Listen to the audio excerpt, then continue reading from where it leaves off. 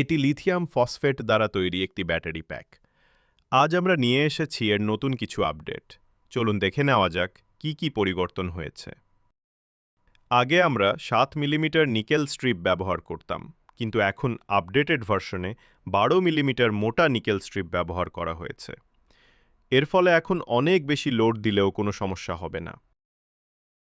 আগে আমরা একটু নরমাল কোয়ালিটির কেবল ব্যবহার করতাম, এ নিয়ে অনেকেই অভিযোগ করেছিলেন। এখন আমরা ব্যবহার করছি AWG ফ্লেক্সিবল কেবল। এটি হলো 14 AWG। দেখতে পাচ্ছেন এটি ভালো গ্যাজের এবং অনেক বেশি ফ্লেক্সিবল। এটি হিটপ্রুফ, যতই গরম হোক না কেন সহজে নষ্ট হবে না। এই ব্যাটারি প্যাকটি 40 অ্যাম্পিয়ারের, আর এই কেবলটি 25 অ্যাম্পিয়ার পর্যন্ত লোড বহন করতে সক্ষম।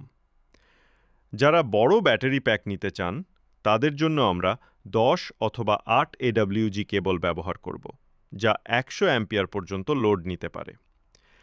এই কেবলগুলোর দাম একটু বেশি হওয়ায় আমাদের সার্ভিস চার্জ 100 থেকে 150 টাকা পর্যন্ত হতে পারে। এখন চলুন দেখে নেওয়া যাক র্যাপিং করার পর এটি দেখতে কেমন লাগে।